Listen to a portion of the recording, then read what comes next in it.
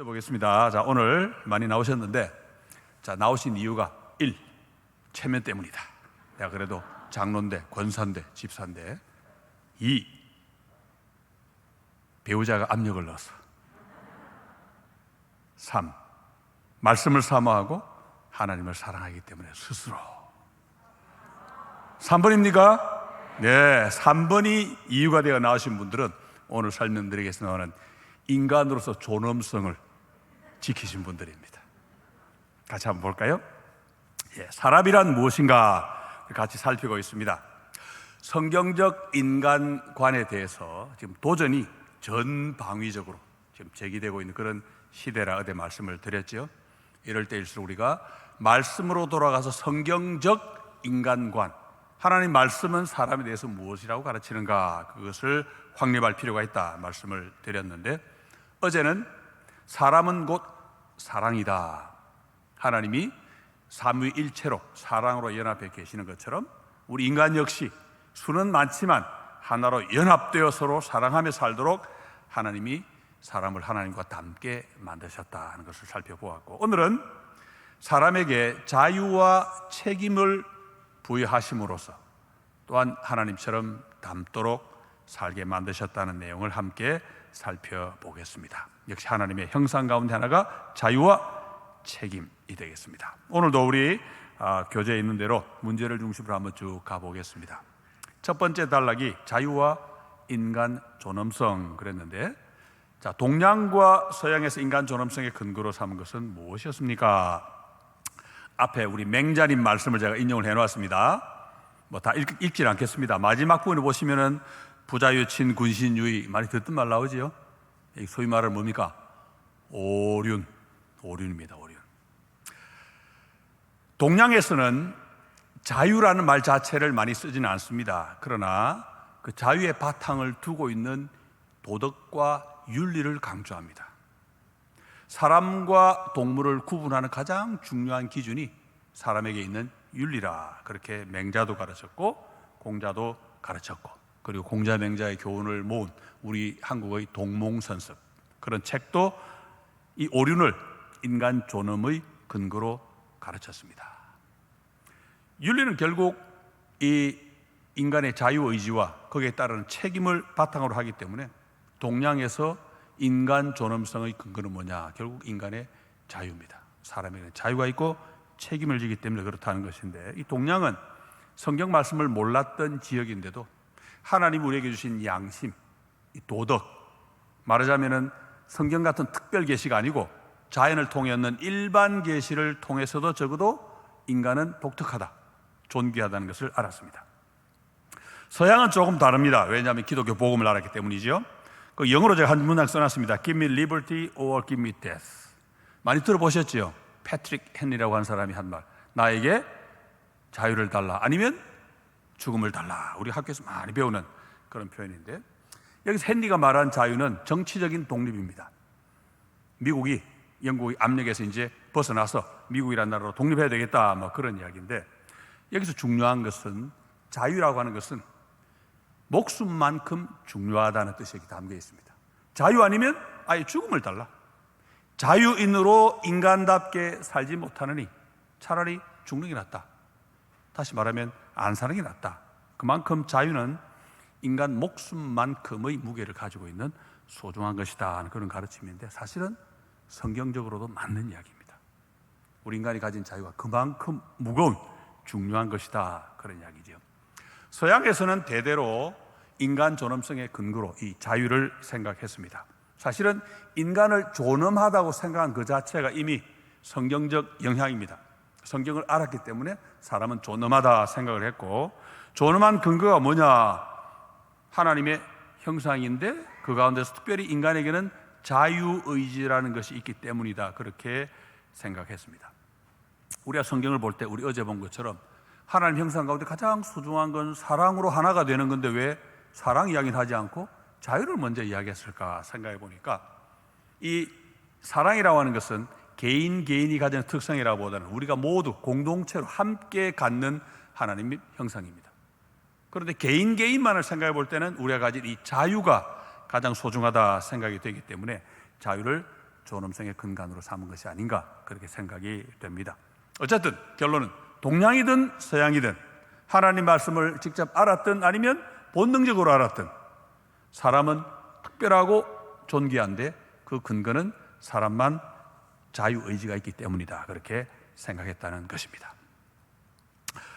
자, 그럼 이제 2번으로 넘어갑니다. 이 자유의지가 드디어 위기를 맞이하게 되는데 서양에서 근대에 확립된 보편적 인과 법칙이 어떤 점에서 자유에 대한 위협이 되었습니까? 서양에서는 오래전부터 고대 그리스에서부터 이 자유는 없다는 사상이 있긴 했습니다. 왜냐하면 고대 그리스가 과학이 많이 발달하다 보니까 과학이라고 하는 것은 인과 법칙을 근거로 하거든요. 원인이 있으면 반드시 거기에 따르는 결과가 있다 하는 그런 법칙인데 고대 그리스에서 이미 이 법칙이 모든 곳에 다 적용이 된다고 믿는 사람들이 있었습니다. 그런데 그때까지만 해도 믿음에 불구하고 증명이 안 됐는데 서양이 이제 르네상스를 거쳐서 근대로 들어가면서 과학이 눈부시게 발전했습니다. 그러다 보니까 원인이 있으면 결과가 있다고 하는 이 인과 법칙이 이 우주 모든 영역에 다 적용이 되더라 하는 게 이제 실험을 통해 과학 법칙으로 확보가 됐습니다. 대표적인 게 뭐겠습니까? 뉴턴의 만유인력의 법칙. 모든 것이 다 적용이 됩니다. 그러다 보니까 이제 어떤 문제가 생깁니까? 모든 것이 원인 있고 거기에 따른 결과로 주어진다 그럴 경우에는 이제 사람이 하고 있는 소위 생각, 우리 인간의 마음, 이것 역시 그런 법칙 아래에 있는 것이 아닐까. 만약 그렇다면 어떻게 됩니까? 우리가 자유라고 생각했던 게 사실은 자유가 아닌 거죠. 나도 모르게 어떤 원인이 먼저 있어서 거기에 대한 결과로 내가 이런 생각도 하고 이런 판단도 하고 그렇게 하는 거예요. 그럼 인간이 자유가 없어집니다. 자유가 없어지면 어떻게 됩니까? 인간 존엄성의 근거가 자유라고 생각을 했는데 자유가 없어지면 인간은 존엄하지 않다. 그런 결론이 나오게 됩니다. 그래서 서양에는 근대에 들어서 이제 두 개의 이론이 싸웁니다. 하나는 결정론, 모든 것은 정해져 있다는 이론인데 이 결정론은 인과 법칙이 원인이 있으면 반드시 결과가 있다는 인과 법칙이 인간의 정신까지 포함하는 모든 영역에 적용이 된다고 믿었던 이론이고, 그렇지 않고 인과 법칙이 모든 곳에 미치지만 사람의 정신은 그것보다 더 뛰어나 있다, 더 위에 있다, 그렇게 믿는 자유론이 있었습니다. 그래서 서양에는 자유론을 믿는 사람과 결정론을 믿는 사람 사이에 논쟁이 끊임없이 이어지고 있었는데 이런 논쟁을 일거에 해결한 사람이 바로 그 유명한 철학자 칸트라는 사람입니다. 들어보셨죠? 칸트, 임마누엘 칸트. 이 칸트라는 사람이 인간의 이 순수 이성을, 이 순수 이성 비판이라는 저서에 나오는 내용인데 순수 이성을 쭉 살펴보니까 인간이 자유의지를 가졌는지 아니면 가지지 않았는지 하는 문제는 인간의 순수 이성의 능력으로 답을 줄 수가 없는 문제다, 그런 이야기를 했습니다. 그런 문제가 이제 세 가지가 있는데 인간의 자유의지 말고도 신의 존재, 하나님이 계시는가 안 계시는가 하는 문제하고, 그 다음 인간의 영혼이 죽고 난 다음에도 계속 있는지 아닌지, 영혼의 불멸인지 아닌지 그 문제하고, 그 다음 인간에게 자유의지가 있는지 없는지, 이 세 가지 문제는 인간의 순수 이성이 결정할 수 없는 문제이기 때문에 신학의 영역으로 돌려놔라, 그런 주장을 했습니다. 그렇기 때문에 결국 이 칸트라는 사람 덕분에 자연과학은 인과법칙에 근거해서 마음껏 발전하도록 놔두고 그것이 아무리 발전해도 인간의 자유의지는 침해가 되지 않도록 얼마든지 유지될 수 있도록 하는 그런 틀을 만들어 놨습니다. 이 칸트가 참 위대한 철학자가 됐는데, 그렇지만 자유의지는 무조건 모른다고 넘어갈 수는 없죠. 왜냐하면 이 윤리 생활을 할 때는 자유의지가 있어야만 책임을 지을 수 있습니다. 그러니까 순수 이성 비판 다음에 칸트가 실천 이성 비판이라는 책을 또 쓰는데 그것은 윤리학을 하면서 도덕을 이야기하면서 인간에게는 자유의지가 필요하다, 있어 주세요 하는 이론을 또 펴니다. 자유의지만 필요한 게 아니고 하나님도 좀 계셔 주셔야 되겠습니다. 인간의 영혼도 불멸이 좀 되어줘야 되겠습니다. 이렇게 요청을 합니다. 그래야 윤리가 확립이 되거든요. 어쨌든 칸트라는 사람이 결정적인 좋은 책을 써 설명을 했는데 그 이후에도 끊임없이 결정론과 자유론 사이의 논쟁이 이어지고 있습니다. 그런데 그것이 이제 우리 현대에 들어와서는 결정론이 점점 힘을 얻는 쪽으로, 다시 말하면 인간의 자유의지도 인과법칙의 지배 아래 놓여 있다는 이 이론이 점점 득세하는 그런 방향으로 흘러가고 있습니다. 이유가 뭐겠습니까? 그다음 문제 나오죠. 우리 시대 자유에 대해 어떤 다양한 도전이 있습니까? 이 도전은 자유는 없다 하는 그런 공격입니다. 자, 여러분 자유가 있다고 느끼십니까? 여러분 자유롭습니까? 예. 뭐 체면 때문에 나오신 게 아니고 자유의지로 나오셔서 그러셨죠? 나에게 자유가 있다는 거 어떻게 합니까? 뭐 현미경 보고 관찰할 수 있는 것도 아니고 비디오를 찍어도 안 나오잖아요. 어떻게 할 수 있습니까? 이거는 사람에게 자유가 있다는 것은 그야말로 상식입니다. 경험적인 지식이고 직관적인 그냥 느끼는 겁니다. 나는 자유가 있다고 느낍니다. 우리가 뭘 할 때 강요해서 하는 거 아니잖아요. 내가 스스로 내가 하고 싶은 대로 하는 겁니다. 느낌으로 알고 있는데 우리 시대의 학문적인 발전이 우리가 가지고 있는 그런 자유에 대한 느낌이 틀렸다고 자꾸 공격을 해옵니다. 그래서 사람들이 내가 자유인 줄 알았더니 아니었나 보다. 내가 자유라고 착각한 거구나. 이런 생각을 하는 사람이 점점 많아지고 있습니다. 과거에는 꿈도 못 꾸던 일이 오늘 현실로 이루어지고 있는데 그 원인을 몇 개 제가 적어놨습니다. 1번이 진화론이지요. 진화론은 뭔지 아십니까? 제가 정리하는 진화론은 현재의 모든 생물 종이, 이 생물은 인간을 포함해서 동물, 강아지, 아니면 우리가 즐겨 먹는 치킨, 아니면 박테리아, 식물, 이 나무까지, 풀까지, 꽃까지 전부가 다 원래는 한 조상이다. 그렇게 보는 이론이 진화론입니다. 점점점 진화의 과정을 거쳐서 이렇게 분화되어 가지고 꽃도 되고 인간도 되고 동물도 되고 그런 이론이죠. 이런 이론이 인간의 자유에 대해서 어떻게 공격을 합니까? 옛날에는 사람과 동물은 완전히 분리되어 있다고 믿었습니다. 단절. 동물 세계와 인간 세계가 완전히 다릅니다. 그런데 이 진화론은 그게 아니고 두 개가 연결되어 있다 이렇게 봅니다. 그러니까 인간만 자유를 가지고 인간만 존엄하다고 보는 이런 이론이 어떻게 바뀌냐니까 동물도 어쩌면 약간의 자유를 가질 수 있다. 그런 글들이 요즘 나오고 있습니다. 만약 인간이 100이라는 자유를 가졌으면 동물이 만약 20 정도의 자유를 가질 수 있습니다. 그럼 인간이 100만큼 존엄하면 동물도 20만큼은 존엄하게 대우해야 되잖아요. 그런 식의 이론이 점점 많아지고 있고, 여러분 유발 하라리라고 하는 무신론자의 책을 혹시 보셨는지 모르겠습니다. 유발 하라리 아주 세계적으로 유명한 아주 인기인이죠. 이 사람이 호모데우스라는 책에서 뭐라고 했냐니까 진화론이 자유를 관 속에 넣고 못을 박아버렸다. 장례를 지내버렸다 이 말이죠. 그만큼 진화론과 인간의 자유는 공존하기 어렵습니다. 이게 첫 번째. 인간 존엄성이 상실되는 겁니다.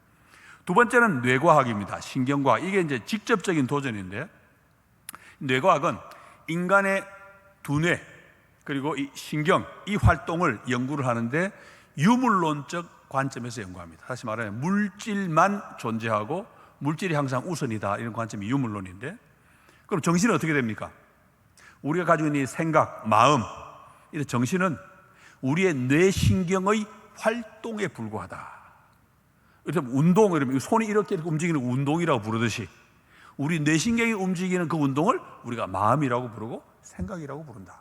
그렇게 이야기를 합니다. 그런데 이 뇌과학이 최근에 실험을 자꾸 해보니까 옛날에는 내가 자유라고 생각했던 것, 그것이 알고 보니까 자유가 아니고 그 전에 어떤 원인이 주어져서 내가 어떤 판단도 하고 결정도 내린 것이더라 하는 그런 실험 결과를 내놓고 있습니다. 그 준비 전위라는 것을 발견을 했는데 뭐냐니까 실험을 하는데 어떤 사람이 자기 자유의지로 판단을 내리도록 딱 만들어 놓고 뇌를 쭉 관찰해 보니까 자기는 자유의지로 판단이라고 생각을 하는데 실험을 해보니까 판단 내리기 직전에 어떤 원인이 탁 주어진다는 걸 실험으로 밝혀냈다는 겁니다. 그럼 어떻게 됩니까? 인간의 정신활동도 자유가 아니고 결국은 원인에 따르는 결과고 인과법칙의 지배 아래 있다는 결론이 나는 거죠. 굉장히 심각한 도전입니다. 왜 심각합니까? 일단 이 뇌과학은 유물론적 연구인데 유물론적 연구 자체가 지금 근본적으로 우리 기독교 신앙과 맞지 않습니다. 유물론적으로 연구하면 영혼도 없다는 결론이 나옵니다. 왜 영혼이 실험해가지고 밝혀집니까? 안 밝혀지죠. 단적인 이제 또 예로 우리는 성경 그대로 사람은 모두 죄인이라고 믿습니다. 그런데 자연과학 연구하시는 분이 인간의 유전자를 열심히 분석해가지고 죄짓게 만드는 유전자를 찾아낼 수 있습니까? 없습니까? 그건 진짜 없습니다. 자연과학 실험 가지고는 인간은 죄인이라고 말씀하는 성경을 증명할 수가 없습니다. 근데 그런 방식으로 접근하니까 인간에게는 자유의지도 없다. 그런 결론이 나오는데 지금 문제는 뭐냐니까 이런 결론을 옹호하고 수용하는 사람이 점점 많아지고 있습니다. 성경의 인간관에 대한 도전이지요. 그 다음 이제 골치 아픈 문제가 나옵니다. 인공지능이 골치 아픕니다. 인공지능은 정보를 축적하고 활용하는 단계를 넘어 창작도 하고 감정과 의지까지 가져 사람을 능가하는 기계를 지금 만들어내려고 하고 있습니다. 여러분, 기계가 창작도 할 줄 알고 감정도 느끼고 의지도 갖는다 그러면 인간과 다른 점이 뭐 있습니까? 우리 인간의 인격도 그죠? 지성과 감정과 의지로 이루어져 있는데 기계로 만들면요 지식도 인간보다 엄청나게 많이 가질 수 있잖아요. 기계는 알파고 보셨잖아요. 알파고, 그죠? 그 다음에 감정적 반응도 훨씬 풍부하고 섬세하게 보여줄 수 있고 의지도 인간보다 훨씬 굳세. 우리는 의지 아무리 품어도 올해는 이거 해야지 못할 때가 얼마나 많습니까? 기계는 아닙니다. 의지품 그대로 합니다. 그럼 인간보다 훨씬 뛰어난 어떤 기계가 인간처럼 등장하게 되겠지요. 그럼 그 기계는 인간으로 봐야 됩니까? 아니면 기계로 그냥 보고 말아야 됩니까? 지금 인공지능 전공하는 사람들이 목표로 삼고 있는 것이 자의식을 가진, 영어로 self-consciousness를 가진 인공지능을 만드는 것입니다. 자의식이란 말은 기계가 자기를 나라는 존재를 인식하는 겁니다. 나는 기계구나. 너는 사람이네. 이런 세상에 오면 그 기계는 기계로 봐야 됩니까? 인간으로 봐야 됩니까? 정말 힘든 그런 단계가 이제 오게 됩니다. 그런 기계가 등장해가지고 우리가 보기엔 인과법칙이 아니고 인과법을 뛰어넘는 그야말로 제멋대로 무언가 무작위로 어떤 결정을 내리고 행동을 했을 때 우리가 그걸 자유의지로 보아줘야 되는지 아닌지 이 보통 문제가 아닙니다. 만약 그것이 가능하다 그러면 이제 성경적 가치관, 성경적 인과관에 엄청난 도전이 되겠지요. 자, 만약 사람의 자유가 이런 여러 가지 원인 때문에 진화론이나 뇌과학이나 인공지능 때문에 인간의 자유가 의미를 잃어버린다면 어떻게 될까? 간단합니다. 인간만이 가진 인간의 존엄성도 사라지게 됩니다. 거기다가 지금 인간의 모든 윤리가 이 자유의지를 바탕으로 하고 있습니다. 인간에게 자유가 있기 때문에 책임을 묻습니다. 그래서 잘못하면 어떻게 합니까? 벌을 줍니다. 벌금을 내리기도 하고 아니면 감옥에 넣기도 하고. 그런데 인간에게 자유의지가 없다는 것이 모두에게 다 수용이 되어버리면 책임을 물을 수가 없습니다. 왜? 원인에 따른 결과니까. 나 잘못 없다. 어떻게 벌 줄 겁니까? 그래서 지금 불신자들 가운데서는 인간에게 자유가 없다는 전제 아래 그러면 어떻게 인간 사회에서 윤리와 질서를 유지할 수 있을 것인지 그걸 연구하고 있는 사람도 볼 수 있습니다. 거기다가 인간 중심의 세계관이 또 변동을 겪겠죠. 왜냐하면 지금은 동양이나 서양이나 인간이 가장 존귀하다 그렇게 생각하는데 자유의지가 없다 그러면 인간과 동물이 뭐 별 차이 없네. 약간의 정도의 차이밖에 없으니까 그러면 인간 중심이 무너지겠지요. 그럼 동물은 더 높아지겠지요. 그럼 이제 인간과 동물 사이의 관계가 이제 복잡해집니다. 가장 심각한 문제는 뭐겠습니까? 우리 공부하고 있는 주제죠. 하나님 말씀 성경이 공격을 받습니다. 어떻게 공격받습니까? 하나님 말씀 성경은 자유가 만약 없다면 성경도 동화책이 되어버립니다. 왜 그렇지요? 성경의 주제가 뭡니까? 하나님이 사람을 예쁘게 창조하셨는데 인간이 죄를 지어서 타락했고 그런 인간을 구원하기 위해 하나님이 독생자를 보내주셨다. 이거 성경의 주제 아닙니까? 그런데 인간에게 자유가 없으면 인간은 죄도 못 짓습니다. 인과에 따라서 법칙에 따라 지은 거기 때문에 죄가 안 됩니다. 이건 죄가 없으면 벌도 못 줍니다. 심판도 안 받습니다. 그럼 어떻게 됩니까? 예수님 안 오셨어도 됩니다. 그러면 구원 필요 없습니다. 그러니까 인간에게 자유가 없다 이 말은 성경책 전체를 동화책으로 만들어버리는 엄청난 공격이 됩니다. 그래서 우리 기독교 복음을 우리가 믿는 사람 우리는 이런 자유에 대한 도전에 대해서 민감하게 반응하고 대처를 해야 됩니다. 준비를 해야 됩니다. 자, 이제 자유가 뭔지 좀 더 본격적으로 들어가 봅시다. 자유가 뭔지, 자유는 어떻게 정의할 수 있습니까? 자유는 어떤 종류가 있습니까? 조금 어렵습니다. 어려운데 곰곰 생각해 보면 우리가 다 평소에 느끼고 있는 것들입니다. 자, 자유가 뭔가? 우리말로 한자말로 자유하면 스스로 자자에다가 말미암을 유자. 내가 스스로 하는 어떤 것이 자유가 되겠지요. 실제 자유의 개념도 마찬가지입니다. 자유의 첫째 특징은 내 마음대로 하는 거여야 됩니다.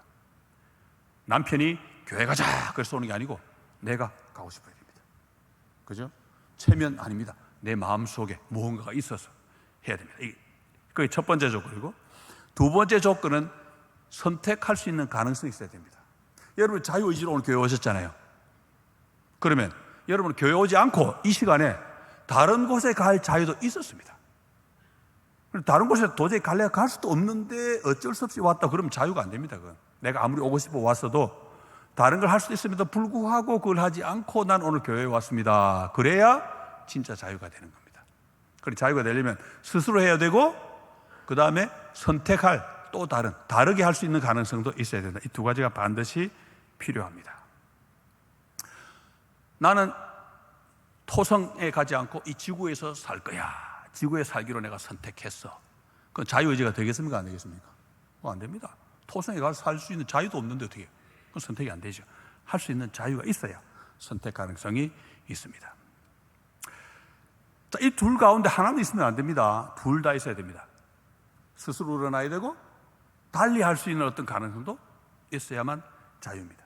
그런데 오늘날 이 가운데 하나만 딱 붙잡고 이게 자유다 그러면서 막 서로 싸우는 그런 예들이 있습니다. 우리는 거기 오름에 빠지면 안 되겠지요. 그 다음 두 번째로 자유에는 종류가 있습니다.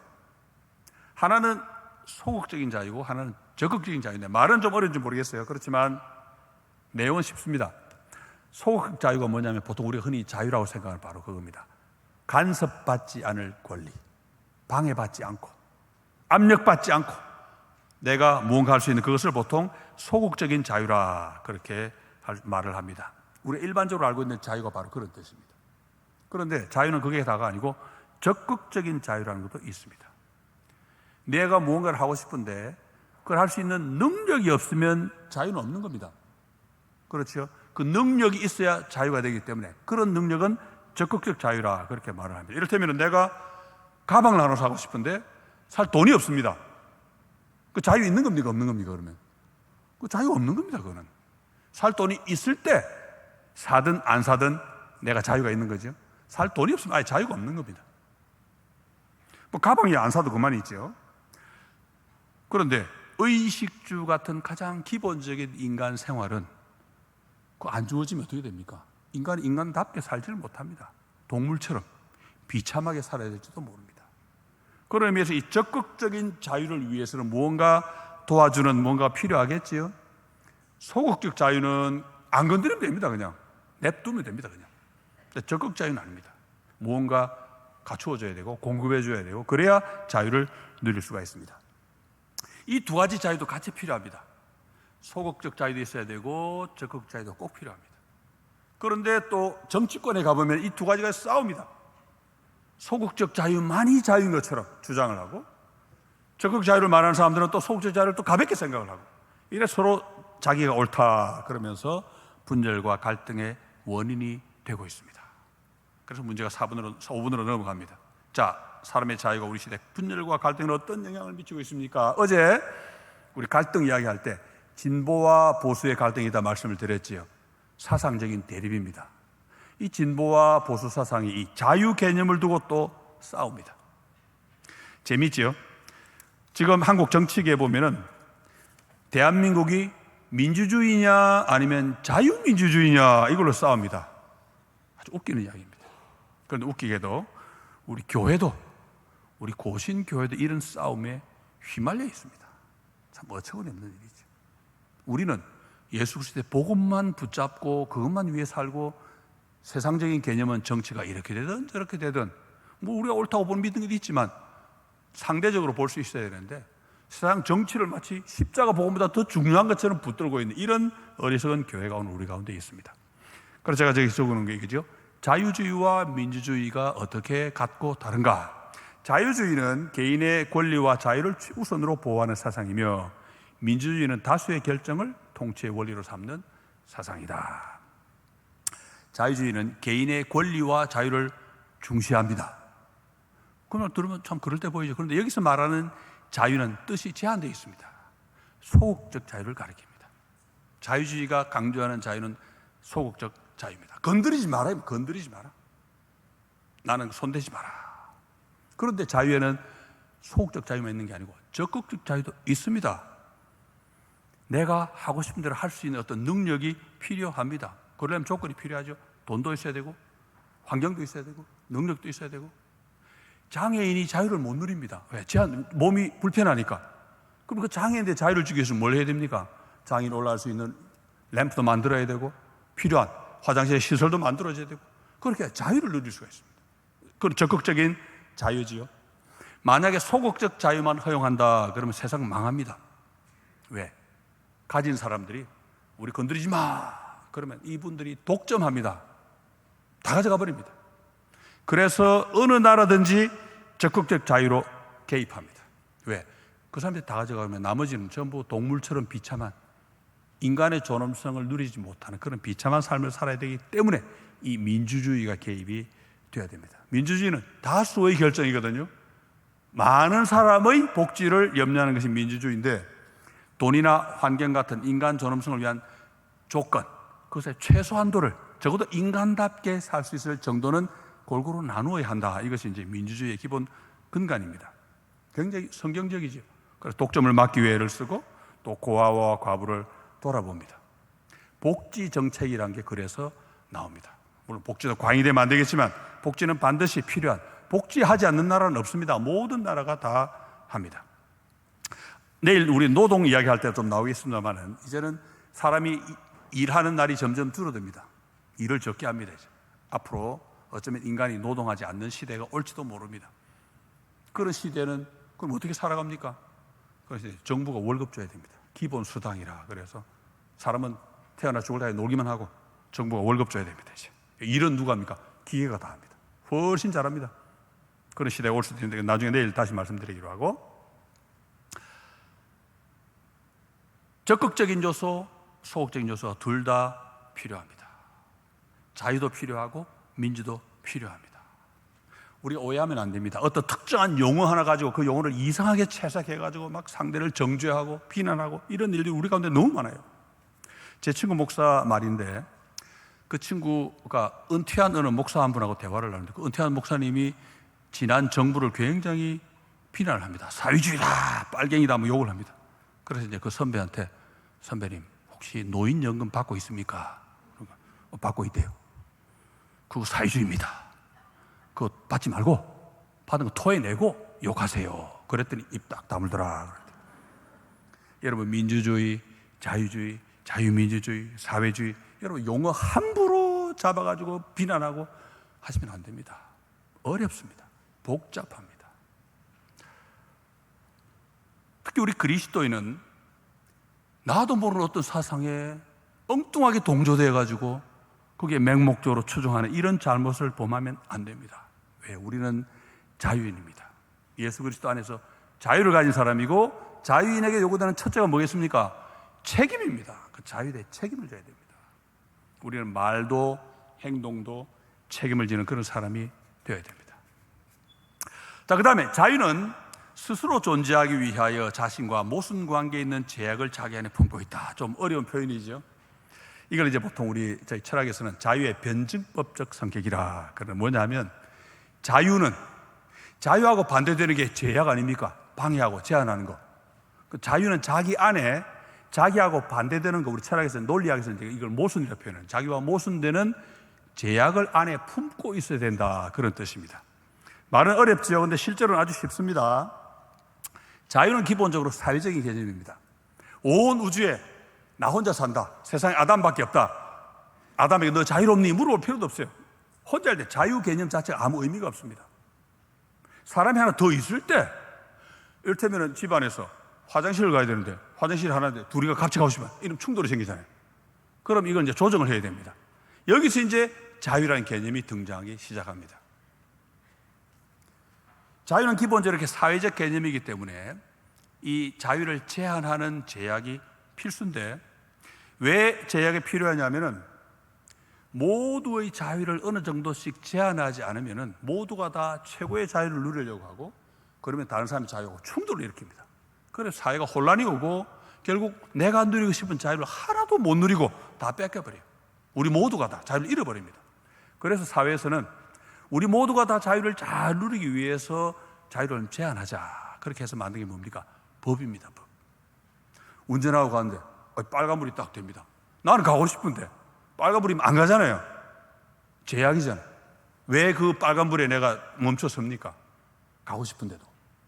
그러니까 멈춰 서야만이 내가 자유를 누릴 수 있기 때문에 그렇습니다. 모두의 자유를 위해서. 그게 바로 자유의 변증법적 성격이다, 그걸 표현할 수 있는데, 이런 자유 안에 제약이, 자유가 모순되는 그런 제약이 안에 들어있는 이유는 자유가 좀 더 확실하게 존재하기 위해서입니다. 내가 자유로 있기 위해서는 나하고 반대되는 걸 내 안에 품어줘야 됩니다. 그래야만 자유가 됩니다. 이 재미있지요? 이게 이제 자유가 가지고 있는 독특한 변증법적 성격이라 하는 표현인데, 우리가 자유에 관해 논리할 때는 이런 역설적인 표현이 자주 나옵니다.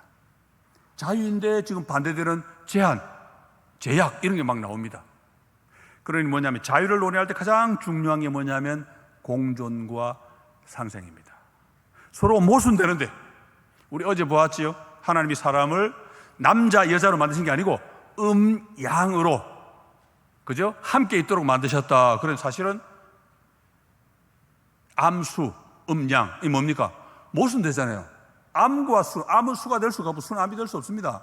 그런데 이 둘은 반드시 같이 있어야 됩니다. 모순되는데, 반대되는데 같이 있어야 됩니다. 암수도 그렇고 양도 그렇고 자유도 마찬가지입니다. 항상 이런 반대되는 것이 같이 있어야 되는 것이 자유이기 때문에 우리가 자유를 논할 때는 항상 나하고 좀 다르다고 정죄하기 전에 같이 있어야 되지 않나, 공존해야 되는 거 아닌가, 그걸 먼저 생각을 해야 된다는 거죠. 자, 이제 서론 이 정도로 하고 성경으로 들어가 봅니다. 성경에 들어가도 자유는 복잡합니다. 자유를 모르면 쉬운데 알면 복잡합니다. 자, 성경에는 하나님이 인간에게 자유를 주셨다, 그런 말 없습니다. 그렇죠? 그런 말 보신 적 없죠? 제가 가지고 있는 성경에는 그런 말 안 나옵니다. 그 다음에 자유가 뭔지 분석하지도 않습니다. 소극적 자유, 적극적 자유, 이런 건 성경에 안 나옵니다. 성경은 뭡니까? 우리 인간이 기본적으로 가지고 있는 상식적 깨달음, 뭐죠? 나는 자유롭다, 나는 자유가 있다, 이런 경험적이고 직관적인 개념을 전제합니다. 사람은 모두가 자유에 있다는 걸 전제하고 우리에게 주신 말씀이 하나님의 말씀인데, 자, 천지창조 때 하나님이 사람과 동물에게 주신 복을 비교해 봅시다. 자, 따가 필요 없습니다. 동물에게 하나님 명령하십니다. 처음에 나오자 하나님이 그들에게 복을 주시며 이르시되, 그랬는데 하나님이 동물에게 명령 주신 것은 동물이 나 하나님 안 할래요, 못합니다. 왜 그렇겠습니까?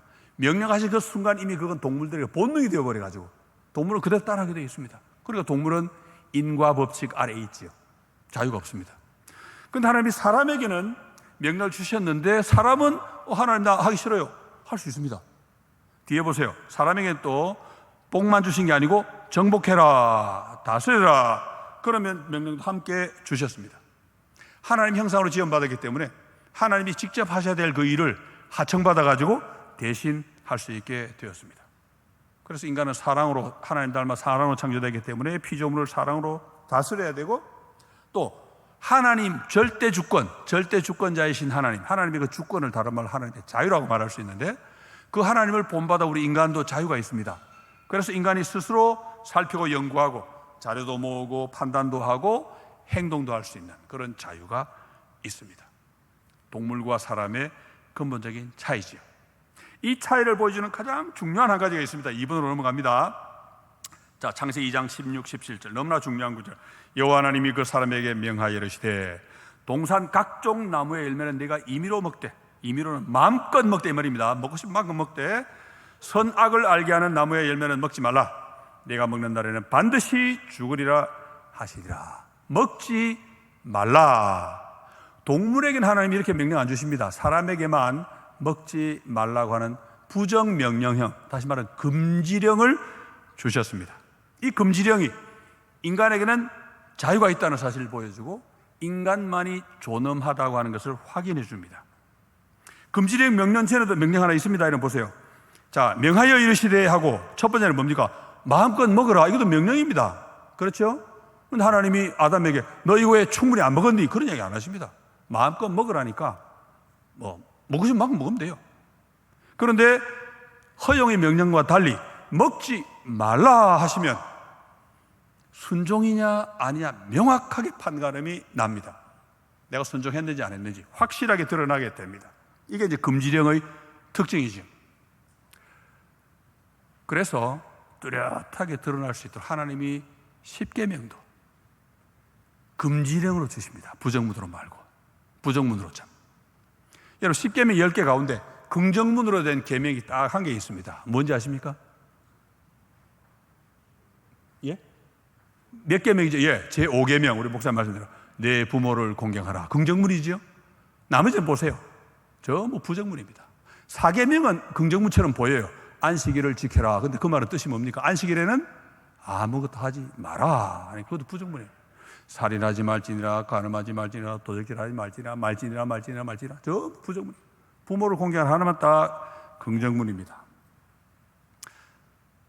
어떻게 보면은 부정문이기 때문에 지켰는지 안 지켰는지 확실하게 알 수 있습니다. 그럼 야 부정문이 훨씬 낫네? 그렇게 말하면 안 되죠. 왜? 예수님이 십계명의 긍정적인 뜻을 풀어주시잖아요. 십계명은 살인하지 말지니라. 여러분 우리 살인 안 했잖아요. 계명 지켰습니까? 지킨 분이 계시는구나. 예.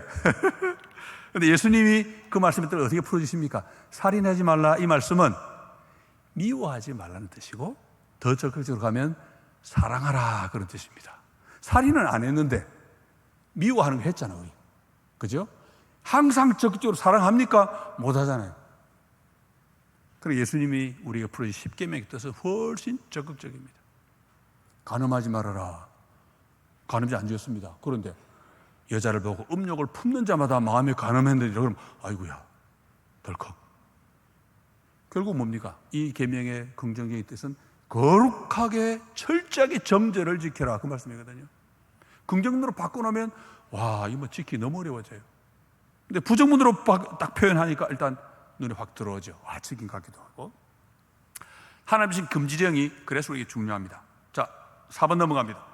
선악과를 금지하신 명령에는 어떤 벌이 따르며 그 벌은 어떻게 인간의 존엄성을 보여줍니까? 자, 하지 말라 이 말 속에는 뭐가 전제되어 있다고요? 자유의 뜻을 생각할 때 할 수 있는 능력이 전제되어 있습니다. 하나님이 선악을 알게 하는 나무의 열매는 따먹지 마라 그러셨는데 만약 하나님이 그 나무를 저 공중에 인간이 닿을 수 없는 데 달아놓으시고 이 명령을 주시면 이게 자유가 됩니까? 안 됩니까? 어차피 못 먹는 건데 그죠? 그렇지만 손이 닿을 수 있는 곳에 열매를 두시고 따먹지 마라 하셨습니다. 따먹을 수 있는 능력이 인간에게 있다 그런 말씀이죠. 그러니까 이 성경이 말하는 자유는 내가 마음에서 우러나서 하면 무조건 자유가 아니고 내가 다른 걸 할 수 있음에도 불구하고 하지 않고 이걸 해야 자유가 됩니다. 하나님 주신 선악과의 자유가 딱 크게 나타나죠. 성경적 자유가 아닌데 그 다음에 이 자유에는 책임이 따릅니다. 그래서 인간의 존엄성을 보여줍니다. 하나님이 뭐라고 그러셨습니까? 명령을 어기면 반드시 죽는다 말씀하셨습니다. 여러분 죽는다는 게 뭡니까? 살아있는 것이 끝나는 거잖아요. 생명의 끝이 죽음입니다. 생명은 살아있는 건데 죽는다 이 말은 더 이상 살 가치가 없다. 하나님 명령을 어기면 더 이상 인간으로 존재할 가치가 없다 그런 뜻입니다. 하나님이 어제 우리 보았죠. 왜 노아 시대 홍수로 다 쓸어버리셨습니까? 사람이 사람답지 않으니까 살아갈 가치가 없는 겁니다. 존재할 이유가 없는 겁니다. 그래 다 쓸어버리신 거예요. 마찬가지로 하나님의 계명 역시 순종하지 않으면 존재할 가치가 없습니다. 순종은 목숨만큼 중요하다. 그 순종을 뭘로 합니까?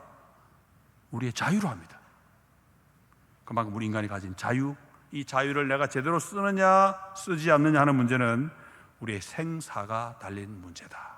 그럼 뭡니까? 자유는 뭐만큼 무겁다? 우리 인간의 목숨만큼 무겁다. 이게 성경의 가르침입니다. 그런데 베드로 나오는 이야기는 넘어가겠습니다. 이건 뭐 자유가 우리 인간의 자유를 가지다 이런 뜻인데 그러면 그런 이야기하는 분들이 있죠. 제 어머니도 그런 불평을 하셨어요. 아유 하나님이 우리 경상도 말로 백지 선악과를 만들어 갖고 우리 백지라면 우리 경상도에서 알았잖아요, 그죠? 제 어머니 그런 불평 자주 하셨어요. 여러분 그런 불평 하시는 분 있습니까? 선악과만 안 받으셨으면 이 고생 안 해도 되는데, 그죠? 뭐 충분히 이해되면 워낙 세상 살기 힘드니까 그런 얘기 하는데 그 C.S. 루이스가 한 말 적어놓은 거 있죠. 자유의지 발동 그냥 건너뛰고 만약 무언가가 하는 그 부분 보시면 중간쯤에 자유의지는 악을 가능하게 만들기도 하지만, 악이란 게 자유의지 나왔습니다. 그런데 사랑, 선함, 즐거움 등 정말 소중한 것들을 가능하게 만드는 게 바로 이 자유의지이기 때문이지요. 그러니까 C.S. 루이스라고 하는 사람은 이 세상에 기계만 가득 있다 그러면 세상이 얼마나 재미가 없겠냐. 기계는 하나님 만들어 놓은 그대로 착착착착 돌아갑니다. 그런데 이 세상에 하나님이 자유라는 걸 주시고 자유를 가진 인간을 만드시고는 너희들이 반대로 할 수도 있지만 그럼에도 불구하고 나를 섬겨 순종해라 하셨습니다.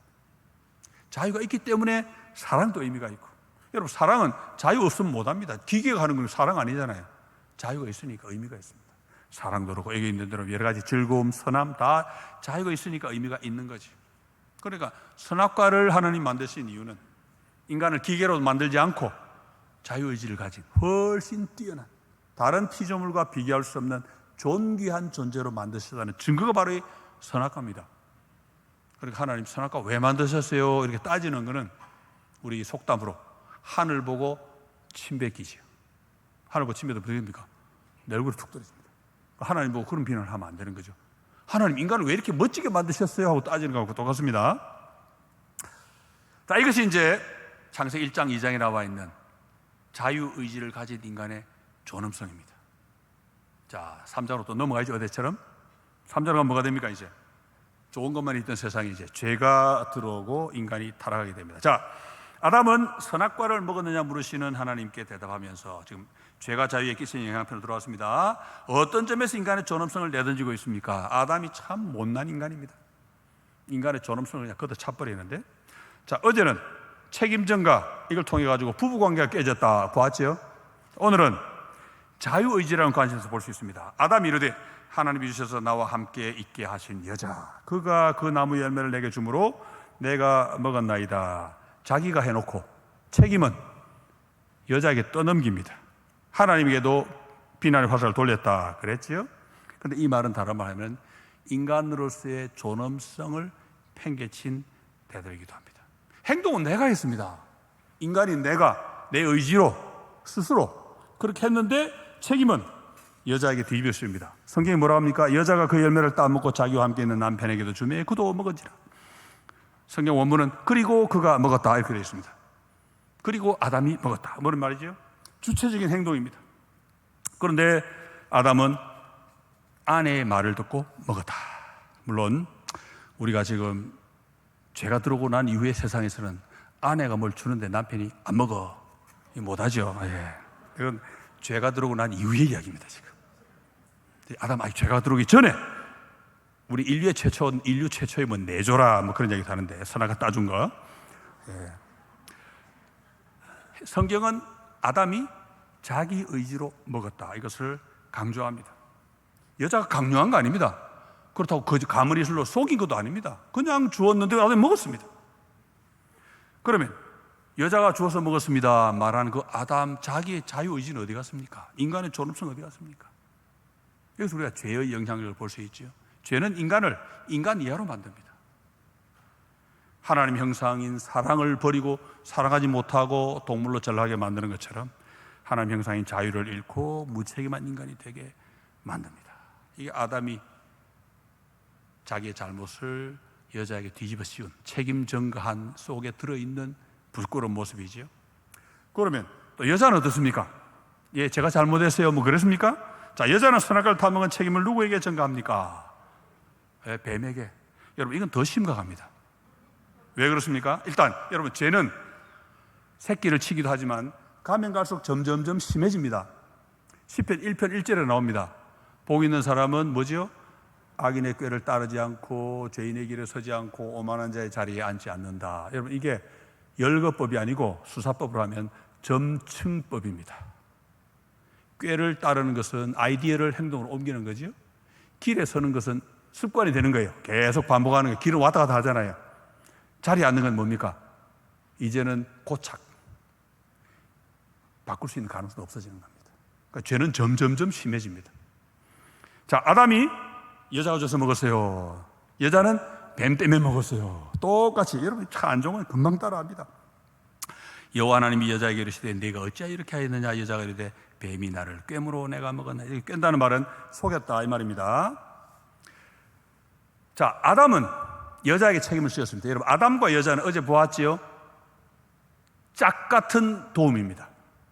대등한 존재, 동등한 존재입니다. 둘 다 하나님 형상입니다. 그러니까 뭐 동등한 관계는 괜찮습니다. 그런데 여자는 지금 뱀이 뭡니까? 여호와께서 지으신 들짐승 가운데, 그랬죠? 짐승입니다. 짐승. 내가 다스려야 될 존재인데 그 뱀에게 책임을 씌웁니다. 뭐냐? 내가 책임질 게 아니고 저 뱀이 나를 속여가지고 먹었습니다. 뱀에게 책임을 뒤집어 씌웁니다. 여러분, 책임을 뒤집힌다 이 말은 내가 뱀을 통치하는 게 아니고 내가 뱀의 통치를 받았습니다 이 말이잖아요. 뱀이 시킨 대로 했으니까. 얼마나 부끄러운 일입니까? 뱀이 나를 속여서 먹었다. 결국 자유와 책임 문제는 언제나 이렇게 인간 존엄성의 문제입니다. 혹 길 가다가 여러분 그런 경험 하실 수 있습니까? 돌불에 걸리면 화나잖아요. 어떻게 합니까? 돌 걷어 찹니다. 막. 더 아프지? 방에서 움직이다가 가구에 발이 걸리면 발이 얼마나 아파요? 그럼 가구를 두드립니다. 때립니다. 가구를. 여러분 그런 행위가 어떤 행위인지 무슨 뜻을 가지지 아십니까? 그런 행위는 인간의 존엄성을 내팽개치는 행위이면서 동시에 무생물을, 돌이나 가구 같은 무생물을 나보다 더 높은 존재로 섬기는 행위입니다. 우상숭배예요. 우상숭배.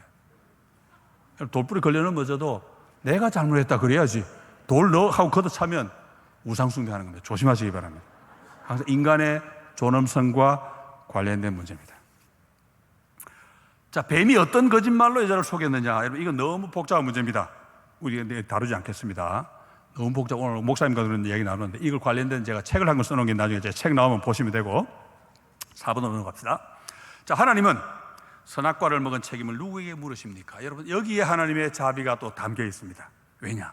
일단 하나님은 뱀에게도 벌을 주십니다. 동물인데 그때 뱀은 동물이 아니고 뭡니까? 사탄의 앞잡이지요. 하나님 사탄이 벌 주신 거예요. 그런데 하나님은 사람에게도 벌을 주십니다. 선악과를 먹은 책임을 아담과 여자 두 사람에게 그대로 하나도 안 빼고 다 물으십니다. 사람은 책임을 회피하려 그랬죠. 하나님이 끝까지 책임을 물으십니다. 무슨 말이겠습니까? 인간은 인간의 존엄성을 팽개쳤지만 하나님이 끝까지 인간을 존엄한 인간으로 대우하시는 것입니다. 왜요? 인간은 존엄하기 때문에 자유가 있습니다. 그 자유에는 반드시 책임이 따릅니다. 하나님이 그래 막 없어지는 걸 하자. 그럼 인간의 존엄성을 팽개치시는 거예요. 하나님 그렇게 하시지 않습니다. 하나님 인간이 죄를 지었으니까 거기에 맞는 벌을 딱 주심으로써 여전히 너희들은 자유를 갖고 책임을 지는 존엄한 자들이다. 그렇게 대우해 주시는 것입니다. 그리고 두 사람이 벌을 받았지만 여전히 존엄하게 대우해 주시는 하나님의 자비와 긍휼을 거기에서도 느낄 수가 있습니다. 하나님은 일관성이 있죠.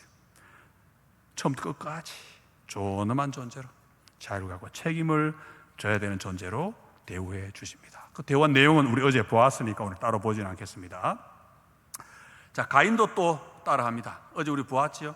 부부 사이가 갈라지니까 부모 자녀 사이가 갈라지고 그 다음에 뭐라 했습니까? 형이 가인이 동생 아벨을 쳐 죽였다. 그 다음에 온 인류가 갈라졌다. 자유도 마찬가지입니다. 거기 보면 하나님이 가인에게, 자, 5번 문제로 넘어갔습니다만 다 설명하지 않겠습니다. 중간에 인용한 구절 보면은 죄가 너를 원하나 너는 죄를 다스릴지니라 7절에 그런 내용이 나오죠. 어제 잠깐 말씀을 드렸는데 이 말은 죄가 너를 원한다. 다시 말해 죄가 너를 갖고 싶어한다. 그렇지만 너는 그 죄를 장악해야 된다. 그것도 될 수 있고, 반대로 우리 어제 본 것처럼 죄의 소원은 너다. 다시 말하면 죄가 이렇게 할 거냐 저렇게 할 거냐 하는 건 너에게 딸려 있다. 너의 재량권 안에 있다. 그러니까 내가 죄를 통제해야 된다. 그런 뜻도 됩니다. 옛날에는 전자로 말했는데 요즘 후자로 이제 많이 봅니다. 다시 말하면 하나님이 가인에게 동생을 미워가지고 동생을 죽일 거냐 말 거냐 그건 내 재량권 안에 있으니까 내가 통제하고 죄 짓지 않도록 하라. 자유의지를 잘 활용하라 말씀하셨는데 가인은 하나님 말씀대로 하지 않고 인간의 존엄성을 내던지고 자기의 감정, 분노라는 감정에 따라가는 행동에서 동생을 죽여버렸습니다. 결국은 인간의 존엄성을 포기한 셈이 되는 거죠. 자, 그럼 이제 이것이 온 인류에게 번집니다. 확산됩니다. 6번인 대로 죄에 빠진 인간의 자유는 어떤 모양으로 나타났습니까? 우리 어제 본 그 구절이지요. 인간은 모든 생각과 행동이 이제 악하기만 합니다. 죄만 짓습니다. 왜? 인간의 존엄성을 다 잃어버렸기 때문에, 내팽개쳐버렸기 때문에. 그래서 성경은 그 다음 구절 인용해 보세요. 기록된 바 의인은 없나니 하나도 없으며.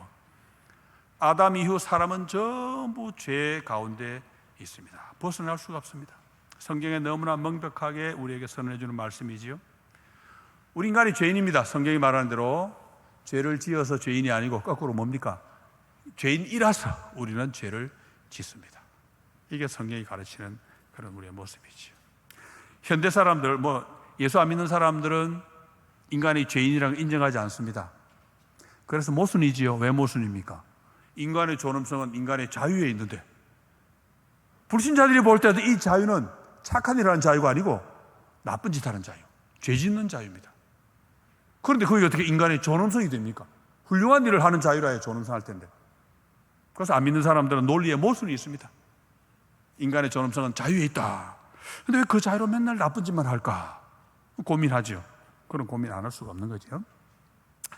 자, 그런데 7번을 보면 하나님의 백성은 그런 가운데도 자유를 잘 활용한 경우가 있습니다. 거기 보면은 에녹, 은용한 구절이 있죠. 노아도 있습니다. 노아는 여호와께 은혜를 입었더라. 뭡니까? 노아는 당대의 완전한 자라. 하나님과 동행했다. 자유를 갖고, 하나님이 자유를 주실 때 뜻하신 게 뭡니까? 그 자유 가지고 죄 지어라 하는 게 아니고, 죄 지을 능력이 있지만 그럼에도 불구하고 믿고 순종해라 하고 주셨는데, 믿음의 사람들은 에녹도 그렇고 노아도 그렇고 자유를 잘 활용했다는 거지요. 하나님과 동행했고, 아브라함도 마찬가지입니다. 하나님을 거역할 수도 있지만 하나님의 말씀만 하시면 무조건 순종합니다. 이게 아브라함의 위대한 믿음이지요. 아브라함은 존엄한 인간으로 하나님 주신 자유를 잘 활용한 그런 사람이 되겠지요. 자, 구약 성경에서 하나님 주신 이 자유를 가장 소중하게 여기고 가장 잘 지켰던 인물이 하나 있는데, 바로 보려고 하는 이 욥입니다. 욥기는 여러 가지 교훈을 갖고 있는 책입니다. 의로운 사람도 고통을 당할 수 있다. 고통 중에도 끝까지 하나님을 붙잡고 인내해야 된다. 하나님의 섭리는 인간이 이해할 수 없는 놀라운 신비가 있다. 이런 교훈들이 많이 담겨 있는데, 욥기가 가장 뚜렷하게 주는 교훈 1번이 뭐냐면, 인간에게 주신 자유가 얼마나 소중한 것인지 알고 그걸 끝까지 붙잡아야 된다 하는 가르침입니다. 욥기 이거 다 설명 못 드립니다. 다 욥기 목사님 다음에 한번 더 불러주세요. 제가 한번 욥기 한번 합시다.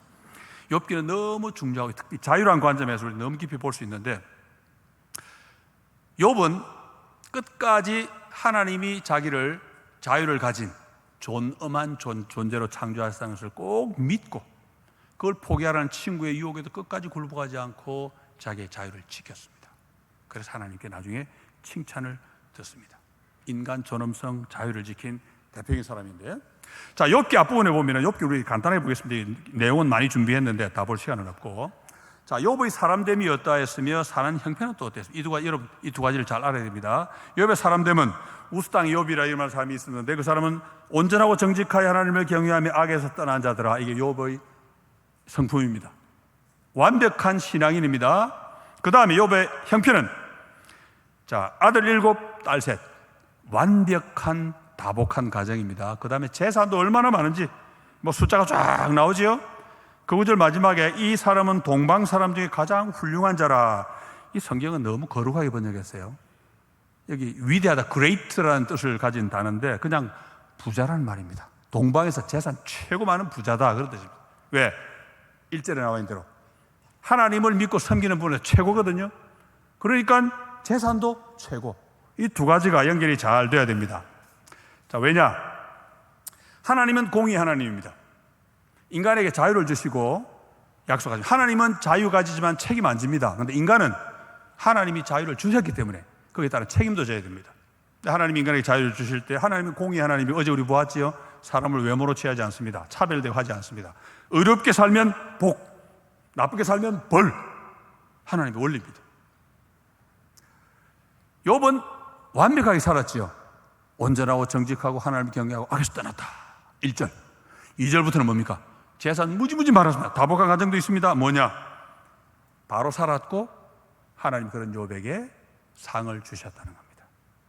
멋진 가정, 어마어마한 재산.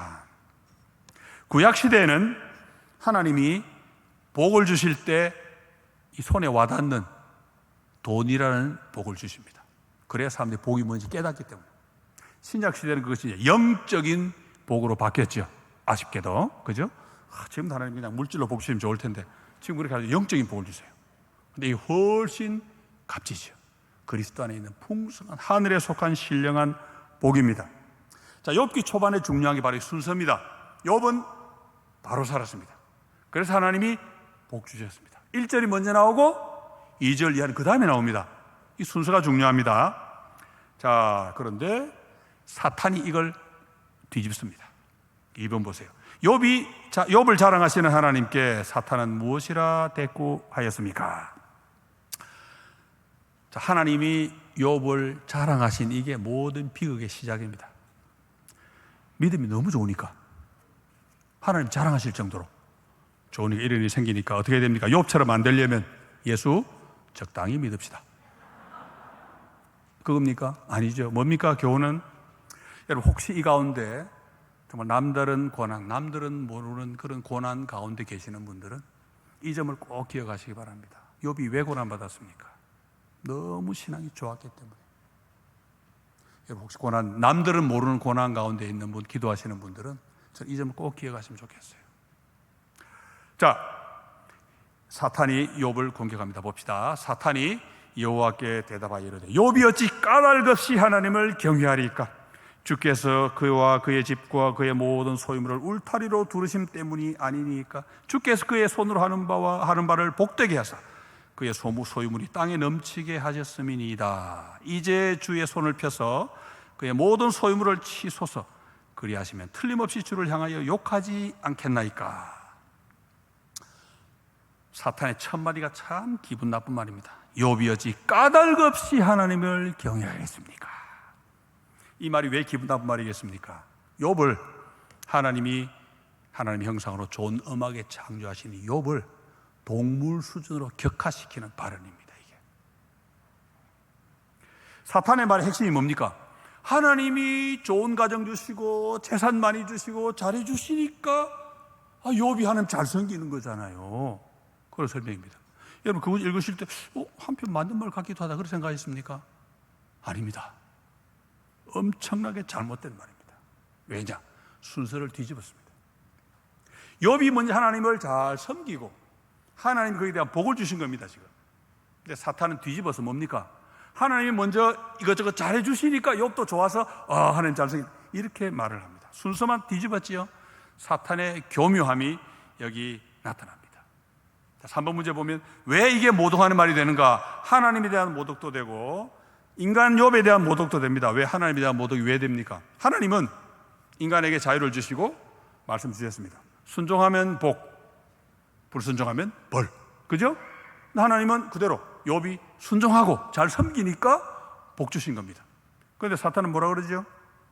하나님이 먼저 복을 싹 주시고 그 다음에 욥에게 보답을 받는 그런 분인 것처럼 이야기합니다. 여러분 이런 신은 하나님이 아니고 성경의 하나님이 아니고 이방 신들, 그리스 로마 신화는 그런 신들이 하는 짓입니다. 인간에게 재물을 받아 먹으려고 인간에게 미리 잘해줍니다. 그럼 나한테 재물을 많이 바쳐라. 우리 하나님 그런 하나님 아니잖아요. 공의의 하나님, 사람을 외모로 취하지 않고 차별 대우를 하지 않는 하나님입니다. 하나님에 대한 모독이 되죠. 그 다음에 욥에 대한 모독은 왜 됩니까? 자, 욥은 지금 자유의지로 먼저 하나님을 잘 섬겼습니다. 온전하고 정직하고 하나님을 경외하고 악에서 떠난 삶을 살았습니다. 혼자서 자유의지로. 그런데 그러고 난 다음에 하나님이 욥이 잘하니까 보답을 해 주신 거지요. 근데 사탄은 뒤집어가지고 하나님이 먼저 해 주시고 하나님 잘하시니까 너무 좋아서 하나님도 잘 섬겼다. 욥이 하나님 형상으로 자유의지로 한 일을 마치 동물처럼, 여러분 동물 어떻습니까? 동물은 강아지 밥 주면 좋아하고 때리면 도망가고 이거 동물입니다. 욥도 마치 그 동물인 것처럼 격하시킵니다. 그래서 하나님이 사탄의 말대로 한번 테스트 해보자. 그럼 어떻게 하면 테스트가 됩니까? 하나님 복 주셔서 잘 섬긴다 그랬으니까 그 복 한번 빼앗아 보자. 그럼 욥이 그럼 하나님 저주할 거 아니에요, 그죠? 그래서 사탄이 시킨 대로 빼앗습니다. 두 번이나 하죠. 처음에는 재산 다 빼앗고 자식 10명 다 죽여버립니다. 욥이 뭐라고 고백합니까? 나오지요? 자, 욥이 일어나 다 보진 않습니다. 욥은 하나님에게는 그러실 권리가 있습니다. 하나님 찬양 받으소서. 사탄의 참패, 그죠? 욥의 그 행동으로 하나님의 영광을 받으시고 인간의 존엄성도 아주 만방에 과시했습니다. 사탄이 또 잘 안 물러납니다. 욥의 몸에 병을 좀 나게 합시다. 그러면 욥이 아마 저주할 겁니다. 그래도 어떻게 됩니까? 똑같습니다. 욥의 아내는 잠깐 시험에 들었지만 욥은 아닙니다. 욥이 뭐라고 그럽니까? 여기 보면은 우리가 하나님에게 복을 받았으니까 화도 받지 않겠느냐 그렇게 고백합니다. 욥은 하나님의 주권을 고백합니다. 하나님은 절대 주권을 가지시기 때문에, 하나님은 절대 자유를 가지시기 때문에, 하나님은 뭐든지 마음대로 하실 수 있는 분입니다 하고 욥은 지금 고백하는 겁니다. 여러분, 이 고백이 얼마나 어려운 고백이겠어요? 하나님 잘해주실 때 할렐루야 할 수 있겠지요. 하나님 그거 다 빼서 말로 다 할 수 없는 고통이 왔는데도 불구하고 하나님의 주권자 하나님이시고 천지를 창조하시고 지금도 다스리시고 하신 분, 뭐든지 토기장이가 마음대로 하시듯이 하나님은 복도 주시고 화도 주시고 얼마든지 할 수 있습니다. 그렇게 신앙을 고백했습니다. 이게 욥의 위대함이지요. 그런데 여러분, 욥의 이 위대함은요, 욥기 1장 2장에만 나옵니다. 여러분, 욥기가 전부 몇 장인지 아세요? 42장입니다. 1장 2장밖에 안 나오는, 우리 보통 목사님 이거밖에 설교 안 해요. 3장부터 길게 나오는 이야기가 이게 바로 뭐냐 하니까 욥이 하나님이 자기에게 맡기신 자유를 포기하지 않고 끝까지 붙들었다는 겁니다. 그걸 포기하게 하라고 요구한 세 사람이 있습니다. 나오죠? 뭡니까? 욥의 세 친구. 욥의 세 친구는 욥에게 와서 위로를 빙자해가지고 뭐라 그럽니까? 회개해라, 너 죄지었지, 회개해라. 욥은 안 합니다. 끝까지 버팁니다. 욥의 친구들이 알고 있던 세상은 뭐냐? 하나님의 공의를 알고 있는 게 좋습니다. 하나님은 선한 자에게 상 주시고 악한 자에게 벌 주시는 공의 하나님 맞지요? 그런데 이 세상은 죄가 들어와서 모든 게 엉망진창이 되어버린 세상입니다. 그래서 어떻습니까? 거꾸로 됩니다. 착하게 산 사람이 마치 하나님에게 벌을 받는 것처럼 고통을 겪습니다. 나쁜 짓 하고 못된 사람이 승승장구하고 떵떵거립니다. 시편 73편에 나오잖아요. 그렇죠? 근데 욥의 친구들은 그건 싹 무시하고 욥이 고통받는 거 보니까 너 분명히 숨은 죄 있지, 그거 자백해라, 그렇게 합니다. 그런데 욥은 친구들의 요구에 굴하지 않습니다. 나 회개 못한다. 참 뻔뻔하지요. 나중에 하나님에게 욥이 좀 혼이 납니다. 너 왜 이리 뻣뻣해? 꾸중 듣지요. 근데 하나님은 그거 말고는 욥을 꾸중 안 하세요. 왜냐? 욥이 친구들의 요구를 거절한 게 올바른 태도거든요.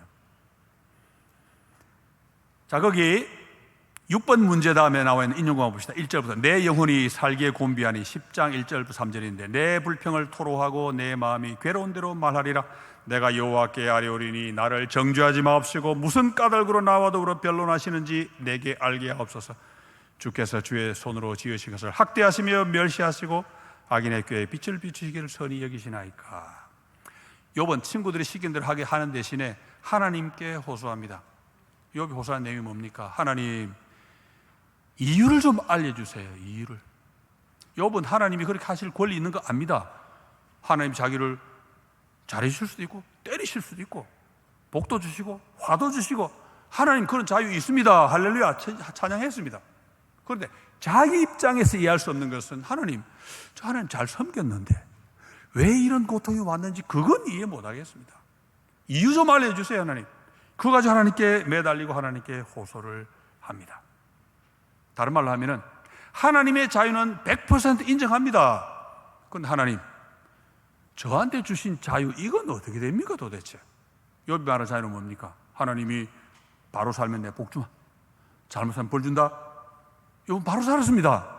그런데 복이 안 오고 벌이 왔습니다. 하나님 이거 이해 안 됩니다. 이거. 그 친구들은 뭐라 그럽니까? 회개해라. 다시 말하면 네가 가지고 있다는 그 자유 그거 포기해버려. 아무것도 아니야. 그런 뜻입니다. 욥은 그렇게 할 수 없습니다. 왜?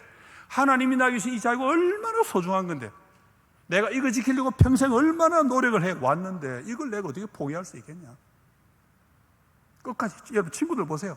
대만 사람 엘리바스, 수아 사람 빌닷, 나아마 사람 소발, 셋이서 그냥 돌아가면서 욥에게 회개해라 회개해라 회개해라 얼마나 이야기 많이 합니까? 지겨울 정도로 같은 말이 계속 반복되면서 욥은 끝까지 버팁니다. 이유는 하나밖에 없어요. 존엄한 인간으로 하나님 주신 그 자유를 갖고 최대한 잘 섬겨왔기 때문에 지금까지 살아온 그런 삶을 자기는 포기를 못하겠다는 겁니다. 자, 욥이 지금 친구들 말대로 하나님 저 잘못했습니다, 용서해 주세요 이래버리면 어떻게 되겠습니까? 욥이 지금까지 살아온 자기의 모든 삶을 부인하는 게 됩니다. 포기하는 게 됩니다. 자기는 어떻게 살아왔습니까? 공의 하나님 한 분 믿고 바르게 살면 복, 잘못 살면 벌, 그거 믿고 살아왔습니다 지금. 근데 그걸 엎어버리면 어떻게 됩니까? 이제 앞으로 살아갈 인생이 이제 엉망됩니다. 열심히 못 삽니다. 하나님 주신 존귀한 그 자유의지를 갖고 순종하며 살아야 되는데 앞으로 이제 순종할 의미가 없어요. 지금 어차피 살아봐야 뭐 엉망될 거, 열심히 살아야 뭐 하겠습니까? 그러니 그거 안 놓치고 친구들 말대로 회개도 못하고 하나님께 계속 부르짖습니다. 하나님 답 좀 주세요. 이거 어떻게 됩니까? 이거 하나님 자유 오케이, 하나님 제 자유는 어떻게 됩니까? 계속 붙들고 늘어진 거지요. 여러분 거기서 길게 인용한 구절 많이 있죠. 욥기. 이 다 뭐냐면 욥이 지금까지 얼마나 성실하게, 얼마나 충실하게 하나님 주신 자유를 소중하게 여기고 따라 순종해 왔는지 그걸 지금 이야기하는 겁니다. 거기 보면은 자 7번 문제 밑에 두 번째 인용 보면 하나님께 불러 아뢰어 들으심을 입은 내가. 욥은 얼마나 바로 살았는지 기도 응답을 딱딱 받던 사람입니다. 바로 살았던 거 표시가 되지요. 그 다음 인용 보면 중간쯤에 그러나 내 손에는 포악이 없고 나의 기도는 정결하니라. 여러분 욥은 거부입니다. 어마어마한 부자입니다. 옛날에는 돈이 힘입니다. 절대 그 돈으로 약한 사람 괴롭히거나 하지 않았습니다. 포악이 없다. 여러분 어제 포악 보았죠? 부패와 포악이 인간이 하나 되지 못하게 만든 주범이었잖아요. 그런데 욥은 나는 그렇게 하지 않았다. 하나님이 인간을 더불어 살게 하신 줄 알고 내가 재산이 많았을 때 그 재산으로 약자를 돌보는 일을 최대한 잘했다. 그 다음 인용구 보세요. 다음 인용구 보면 결코 내 입술이 하는 그분은 그 뒷구절 보면은 내가 내 공의를 굳게 잡고 놓지 아니하리니. 이 공의가 뭡니까? 하나님 말씀대로 하나님이 아브라함의 후손에게 명령하신 의와 공도하고 같은 거지요. 그런데 지금까지 붙잡고 살아왔다. 그 다음 인용구 보세요. 귀가 들은 즉 나를 축복하고 눈이 본 즉 나를 증언하였나니 이는 부르짖는 빈민과 도와줄 자 없는 고아를 내가 건졌습니다. 욥은 하나님이 인간을 더불어 사는 존재로 창조하신 걸 알았습니다. 사랑해야 되는 줄 알았습니다. 그래서 하나님이 자기에게 주신 그 자유를 가지고 철저하게 사랑하면서 공의를 이루고 약자를 도우려고 애를 쓰면서 살았습니다. 그 다음 인용구 긴 거 있죠? 중간쯤부터 한번 보면 13절 한번 보세요. 만일 남종이나 여종이 나와 더불어 쟁론할 때에 내가 그의 권리를 저버렸다면 하나님이 일어나실 때에 내가 어떻게 하겠느냐? 하나님이 심판하실 때에 내가 무엇이라 대답하겠느냐? 나를 태 속에 만드시니가 그도 만들지 아니하셨느냐? 우리를 뱃속에 지으시니가 한 분이 아니시냐? 내가 언제 가난한 자의 소원을 막았거나 과부의 눈으로 하여금 실망하게 하였던가? 나만 혼자 내 떡덩이를 먹고 고아에게 그 조각을 먹이지 아니하였던가? 실상은 내가 젊었을 때부터 고아 기르기를 그의 아비처럼 하였으며 내가 어렸을 때부터 과부를 인도하였노라. 여러분 욥기에 나와 있는 이 구절은 욥이 자기 잘난 척하는 거 아닙니다. 욥이 왜 끝까지 포기하지 않은 그 자세가 중요한가 하는 걸 보여주는 겁니다. 이렇게 살아왔기 때문에 욥은 포기할 수가 없는 것입니다. 어제 본 사랑 그대로지요. 하나님이 하나 되게 살도록 인간을 창조하셨는데 욥은 그거 알고 있습니다. 그리고 그 사랑을 자기가 자기 의지로 하나님 주신 그 존귀한 자유로 실천했습니다. 사랑하고 순종하고 하나님 형상답게 존귀한 삶을 살아왔습니다. 지금까지 그래 왔습니다. 근데 지금 너무 큰 고통이 왔죠. 이게 빨리 벗어나고 싶습니다. 친구들은 말대로 하면 쉬워요. 하나님 잘못했습니다. 뭐 얼마나 쉽습니까? 모든 게 논리적으로 다 풀어집니다. 그런데 그런 쉬운 해결책은 자기 인생을 포기하는 것이 됩니다. 그래요. 나 그거 수용 못한다. 끝까지 버팁니다. 그건 너무 괴롭죠. 답을 모르니까. 그래서 하나님 좀 가르쳐 주세요. 왜 이러시는지. 하나님께 거듭 호소했지요. 그래 길게 가고 난 다음에 마지막 결론은 어떻게 납니까? 8번 문제로 갑니다. 욥과 세 친구의 대화에 대해 하나님은 최종적으로 어떤 평가를 내리십니까? 하나님의 만약 결론이 뭡니까? 누가 옳았다는 겁니까? 욥이 옳았다. 하나님이 욥의 친구가 틀렸다는 걸 두 번이나 말씀하십니다. 그 두 번째 인용관 보세요. 자, 여호와께서 욥에게 그 부분 보면은 내가 너와 내 두 친구에게 노하나니, 세 친구에게 노하신 거지요. 이는 너희가 나를 가리켜 말한 것이 내 종 욥의 말같이 옳지 못함이니라. 그 다음 그 뒤에 마지막 부분도 보세요. 옳지 못함이니라 두 번이나 말씀하시잖아요. 이거 논리 싸움이 아닙니다. 왜 옳지 못하다고 말씀합니까? 욥은 하나님이 자기에게 주신 그 자유, 그 자유에 따르는 삶, 자유에 따르는 책임, 이걸 끝까지 안 놓으려고 붙잡았습니다. 욥의 친구들 욥에게 그것 빨리 놔버려라, 회개하고 끝내버려라, 그렇게 요구한 겁니다.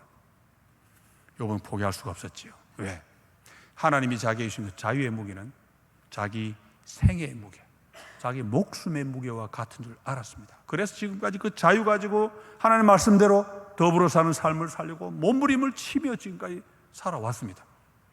그런데 얼마 전까지는 그게 맞는 복도 받았습니다. 다복한 가정, 많은 재산, 앞뒤가 착착착 잘 맞지요. 그런데 사탄의 장난은 확 뒤집어 버렸습니다. 이제는 이해가 안 됩니다. 그러면 내 인생을 포기할 거냐? 그건 안 되지요. 하나님 나에게 복을 주시든 화를 주시든 나에게 주신 자유는 그대로 있습니다. 책임도 그대로 져야 됩니다. 나 포기 못합니다. 그래서 버텼던 거지. 욥의 인내라고 하는 것은 하나님이 그에게 맡기신 자유 그리고 책임, 그걸 끝까지 포기하지 않은 것입니다. 오늘 뭐 간단히 해가지고 여러분 조금 헷갈리실지 모르겠는데, 이것이 우리가 신약 성경이 말씀하는 대로 욥에게서 본받아야 될 인내입니다. 욥의 인내는 고통 중에서 주여 하고 참았다 이런 정도가 아니고, 고통 가운데서도 하나님이 주신 자유의 의미, 그리고 그 자유로 해야 될 사랑의 의미를 잘 알았고, 그걸 욥은 끝까지 실천했던 사람입니다. 뒤에 보면 다시 나오는데, 자, 순종에 대한 우리 다시 뒤에서 보기로 하고, 자, 이제 구원으로 갑니다. 창조가 타락으로 있어 고통이 들어왔다가 이제 하나님의 구원으로 건너가는데, 자, 그리스도께서 주시는 자유를 한번 보겠습니다. 자, 성경에 따르면 아담의 후손, 다시 말하면 이 신자 불신자 전부 합쳐가지고 옵니다. 예수 믿든 안 믿든 관계없이 모든 인간을 가리키는데, 그 인간에게 자유가 있을까요? 없을까요? 성경에 따르면 여러분 어떻게 생각하십니까? 자, 성경은 인간에게는 자유가 있다고도 말씀하고 인간의 자유가 없다고도 말씀합니다. 그런데 어떤 자유가 있고 어떤 자유가 없는지 우리 잘 구분해야 됩니다. 혼동하면 안 됩니다, 이거. 자, 1번 봅시다. 성경이 아담의 후손에게, 이 사람에게 있다고 인정하는 자유는 무엇입니까? 자, 성경 구절 두 개를 인용해 놨습니다. 첫 번째 로마서 1장인데, 하나님의 진노가 불의로 진리를 막는 사람들의 모든 경건하지 않음과 불의에 대하여 하늘로부터 나타나니 이는 하나님을 알만한 것이 그들 속에 보임이라. 그리고 그 인용구 마지막 부분 보면 그러므로 그들이 핑계하지 못할지니라. 하나님 심판대 앞에 섰을 때 넌 왜 순종 안 했니? 그랬을 때 하나님 몰랐어요, 또는 하나님 제가 순종할 능력이 없었어요, 말 못한다는 겁니다. 핑계 못합니다. 왜냐? 알았습니다. 그리고 순종할 능력도 있었습니다. 그런데 안 했습니다. 그래서 하나님의 심판을 받게 됩니다. 성경은 사람이 자유인이라고 이야기합니다. 죄인이 되고 난 다음에도 여전히 자유인입니다. 왜? 책임을 묻겠다 그러시거든요. 자유인 아니면 책임 못 묻습니다. 자유인이기 때문에 하나님 책임을 묻겠다 말씀하시는 거죠. 자, 그 다음 보세요. 하나님께서 각 사람에게 그 행한 대로 보응하시되, 그 인용의 제일 끝부분 가보면 외모로 사람을 취하지 아니하심이라.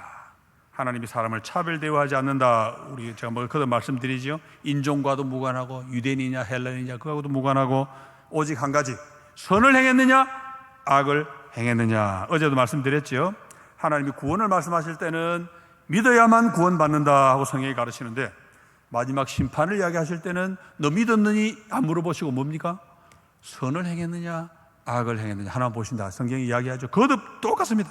심판에 관해 이야기할 때 믿음 이야기 안 하고 행위를 가지고 한다, 이렇게 말씀하지요. 그럼 성경의 앞뒤가 안 맞느냐? 아니라고 그랬죠. 무슨 비유 기억하라 그랬습니까? 나무와 열매의 비유. 나무가 좋은 나무면 좋은 열매를 맺게 되어 있습니다. 성경의 가르침이죠. 어쨌든 마지막 날 하나님 앞에 섰을 때에 몰랐다든지 능력이 없었다든지 그런 핑계는 안 통한다, 그런 이야기죠. 다시 말하면 사람에게는 도덕적 삶을 살아갈 능력이 있다는 것입니다. 책임을 져야 됩니다. 우리 그리스도인도 마찬가지로 그리스도를 믿고 거듭난 우리 역시 이 점에서 도덕적 삶이 중요하다는 걸 기억해야 됩니다. 예수 믿는 사람은 죄를 멀리하고 거룩한 삶을 살기 위해서 몸부림을 쳐야 됩니다. 하나님의 가르침이고 자유를 가진 존엄한 인간의 본래 모습입니다. 자, 성경이 있다고 말하는 자유 보았고, 두 번째로 성경이 사람에게 없다고 말하는 자유는 또 뭡니까? 없다고 말하는 자유도 있습니다. 사람은 전부 노예다. 인용구 있죠? 하나님께 감사하리로다. 너희가 본래 죄의 종이더니. 여기 종은 원문은 노예입니다. 노예, 슬레이브, 노예. 사람에게 없는 자유는 뭐겠습니까? 참 하나님을 알고 그 하나님을 섬길 수 있는 자유는 없습니다. 그래서 인간을 죄의 노예라 그렇게 부릅니다. 그런 자유가 없기 때문에 하나님의 은혜가 아니고서는 아무도 구원에 이를 수가 없습니다. 하나님 말씀이 없었다면 아무도 구원받지 못했을 것입니다. 그래서 하나님이 우리를 위해 예수 그리스도를 보내주시고 그 그리스도의 구원을 담은 성경을 우리에게 주셔서 그리스도를 만나게 하시고 하나님의 구원을 알게 해주셨습니다. 그러니 그리스도 없이는 모든 사람이 노예 상태에 있다는 거죠. 그런데 재미있게도 노예 상태에 있는 동안에는 이걸 모릅니다. 여러분 불신자들한테 물어보세요. 지금 노예 상태인지 자유인지. 전부 자기 자유인이라고 그래요. 나는 마귀가 시켜서 죄 짓는다 그런 사람 아무도 없습니다. 전부 자기가 자기 마음으로 죄 짓고 나쁜 짓하고 다 합니다. 우리도 그랬습니다. 근데 우리가 노예였다는 것을 어떻게 알았습니까? 예수를 믿고 나서 보니까 내가 안 믿을 때는 자유인인 줄 알았더니 아니고 노예였었구나. 뒤늦게 깨닫는 겁니다. 그래서 주님이 나를 해방시켜 주셨구나. 그걸 뒤늦게 깨닫는 거지. 이게 이제 하나님의 은혜 아닙니까? 자유가 있긴 합니다. 그 불신자가 가지고 있는 자유는 뭐냐? 자유가 있긴 하지만 어떻게 보면 참 부정적인 의미의 자유. 다시 말해 하나님 앞에 섰을 때 핑계할 수 없을 자유. 그러니까 정죄받을 수 있는, 책임져야 되는 정도의 자유는 있고, 그럼에도 불구하고 아주 긍정적이고 적극적인 그런 자유, 하나님이 원하시는 구원에 도달할 그런 정도의 자유는 없다, 그렇게 말할 수 있죠. 그러니까 불신자는 우리가 볼 때 자유인인 동시에 노예입니다. 자유인인 동시에 노예. 앞뒤가 안 맞죠? 자유와 노예가 동시에 있을 수 없잖아요. 그러니까 자유를 말하는 것은 이렇게 역설적인 변증법적인 모양이 어디든지 나타나게 됩니다. 자, 이제 우리 그리스도인이 얻은 자유로 가봅시다. 자, 그리스도께서 당신을 믿는 우리에게 주시는 자유는 어떤 자유입니까? 이 자유는 그야말로 완전한 자유입니다. 이제 그리스도인은 하나님이 원래 인간에게 주셨다가 인간이 죄 때문에 잃어버렸던 인간의 존엄성과 그 존엄성의 바탕인 자유를 그리스도 안에서 완전히 회복하게 됩니다. 인용구 볼까요? 그러므로 예수께서 자기를 믿은 유대인들에게 이르시되 너희가 내 말에 거하면 참으로 내 제자가 되고 진리를 알지니 진리가 너희를 자유롭게 하리라. 이 자유는 우리가 가지고 있는 소극적, 불신자들 가지고 있는 소극적 자유, 하나님 앞에서 심판받을 정도의 자유가 아니고 이제는 뭡니까? 예수 그리스도를 구주로 믿어 구원받는 그런 자유, 죄의 노예 생활에서 벗어나는 그런 자유입니다. 이런 자유를 얻을 때 우리는 그 자유의 결과를 두 가지로 확인할 수 있는데, 일단 그 다음 인용 구절을 볼까요? 율법이 육신으로 말미암아 연약하게 할 수 없는 그것을 하나님은 하시나니 곧 죄로 말미암아 자기 아들을 죄 있는 육신의 모양으로 보내어 육신의 죄를 정하사 육신을 따르지 않고 그 영을 따라 행하는 우리에게 율법의 요구가 이루어지게 하려 하심이라. 율법의 요구가 이루어진다는 이 말은 두 가지 뜻이 있습니다. 첫째로는 율법의 요구는 지켜야 구원받는 겁니다. 우리 못 지킵니다. 그런데 우리 주님이 우리 대신 지켜주셨습니다. 주님의 그 의를 우리는 전수받습니다.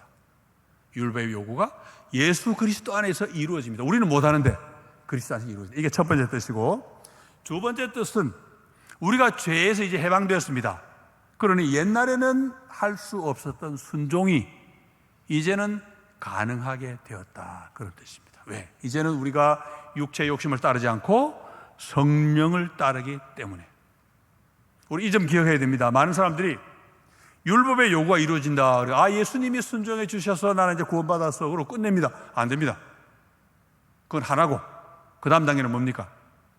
그 주님의 구원을 입은 나는 이제 옛날에는 안 됐던 순종이 내 삶에서 가능해져야 됩니다. 구원은 절대 내 순종으로 받는 거 아닙니다. 구원은 오직 은혜로 받습니다. 그런데 은혜로 구원받은 사람들은 그 은혜가 너무 감사해서 생활 속에 그 은혜가 능력으로 나타납니다. 무슨 능력으로? 순종하는 능력으로. 이제는 자유의지로 하나님을 순종하고 기쁘시게 하는 인간 본연의 존엄성이 회복이 되는 거지요. 자, 갈라디아서 인용 구절, 그리스도께서 우리를 자유롭게 하려고 자유를 주셨으니 그러므로 굳건하게 서서 다시는 종의 멍에를 매지 마라. 자유가 됐습니다. 여기서 종의 멍에는 율법주의로 돌아가는 걸 말합니다. 내 행위로 반드시 열매를 맺어야 구원받는다. 이건 율법주의지요. 빠지만 우리가 구원은 오직 예수 그리스도의 은혜로만 받는다 하는 것입니다. 다만 그 은혜를 가진 사람은 삶 속에서 순종을 실천할 수 있게 된다, 그런 거죠. 그러면 그리스도인이 자유를 느끼고 누리는 궁극적인 자리는 어디입니까? 우리 자유를 확인하는 것은 하나님의 말씀입니다. 성경에 우리에게 확실하게 가르치기를 우리 인간에게 자유가 있고 그 자유가 하나님이 우리에게 주신 형상이고 그 덕분에 우리 인간은 존엄한 존재다는 성경이 가르치는데, 지금까지 느꼈던 그 상식, 우리 자유를 우리 마음으로 느낀다 그랬죠. 직관으로, 경험으로. 근데 그 자유 이제는 성령 안에서, 내 안에 계시는 성령 안에서 그 자유를 누리게 됩니다. 그 자유를 누리는 자리는 내 마음이죠. 성령이 들어와 계시는 내 마음으로 자유를 누리는데, 주는 영이시니 주의 영이 계시는 곳에는 자유가 있느니라. 이게 우리가 가지고 있는 자유의 궁극적인 위치입니다. 자유를 가지게 되면 이제는 가진 자의 여유가 막 나옵니다. 뭡니까? 그 다음 인용구들 보진 않겠습니다. 그리스도의 자유는 이 땅의 조건을 뛰어넘습니다. 내가 이 땅에서 자유인, 오케이. 이 땅에서 혹시 노예? 관계없습니다. 노예, 로마 시대에 노예가 있었잖아요. 그 노예가 예수 그리스도를 믿고 구원받으면 자유인이 됩니다. 몸은 노예입니다. 그렇지만 마음은 그리스도와 성령을 가운데 모시고 자유인으로 얼마든지 삽니다. 이 땅의 조건을 뛰어넘어 버립니다. 예수 믿는 우리는 모두가 마찬가지입니다. 모두가 다 자유인인 동시에 또 그리스도의 노예가 되잖아요.